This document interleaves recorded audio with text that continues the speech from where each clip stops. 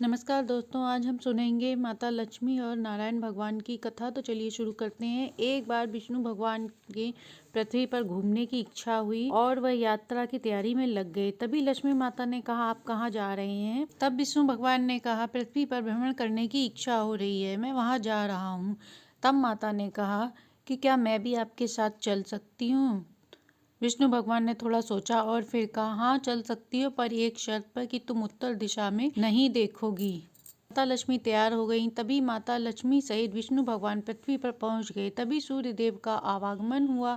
धरती की सुंदरता देख माता लक्ष्मी ने विष्णु भगवान को जो वचन दिया था वह भूल गईं और कब कहाँ उत्तर दिशा की ओर देखने लगी उन्हें पता ही नहीं चला, क्योंकि पृथ्वी पर हरियाली फैली थी। पक्षियों की चहचहाट, माता को उत्तर दिशा में सुंदर फूल व परिंदा नजर आया।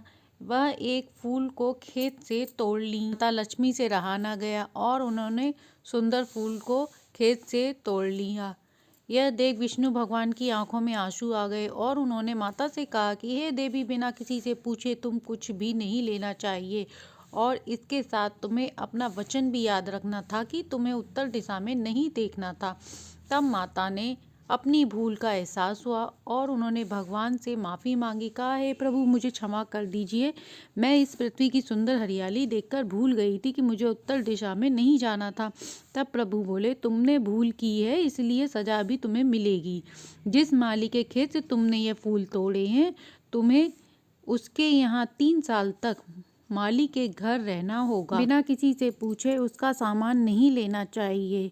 3 साल बाद मैं तुम्हें बैकुंठ धाम लेने आ जाऊंगा। माता लक्ष्मी ने चुपचाप यह वचन सुन लिया। इसके बाद माता लक्ष्मी एक गरीब औरत का रूप धारण कर माधव माली के घर गईं। अब माली ने उन्हें देखा और कहा, बहन तुम कौन हो और तुम्हें इस समय क्या चाहिए?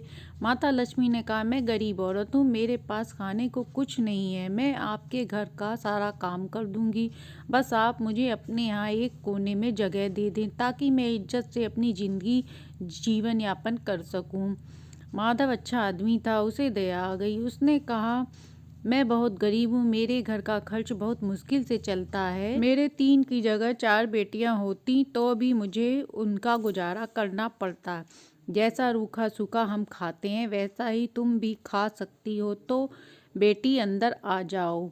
उसने माता लक्ष्मी को अपनी झोपड़ी में शरण दे दी। पहले ही दिन माता लक्ष्मी के घर आने से माधव की कमाई अच्छी हुई और उसने उन पैसों से एक गाय खरीद ली। धीरे धीरे माधव ने अपने बच्चों के लिए कपड़े भी बनवा लिए। उसने एक पक्का घर व बेटियों के गहने भी बनवा लिए। माधव हमेशा यही सोचता था कि उसके पास जो कुछ हुआ है इस महिला के आने के बाद ही हुआ है।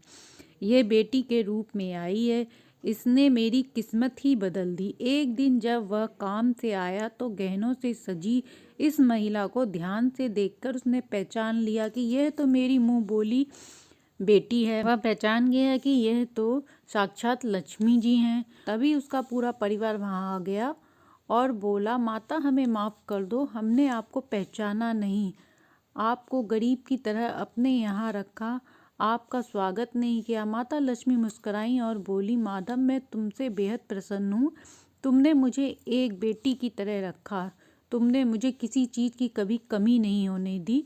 मैं तुम्हें आशीर्वाद देती हूँ, तुम्हें कभी भी धन सुख की कमी नहीं होगी। ये आशीर्वाद देके माता अपने अंतर ध्यान हो गई और अपने बैकुंठ धाम को चली गई। गुरुवार की उपासना करने से माता लक्ष्मी अपने आप ही प्रसन्न हो जाती हैं। जो भी बृहस्पतिवार को ये कहानी सुनता सुनाता है उसके घर में माता लक्ष्मी का आगमन होता है। कहानी अच्छी लगी हो तो लाइक एंड सब्सक्राइब करें।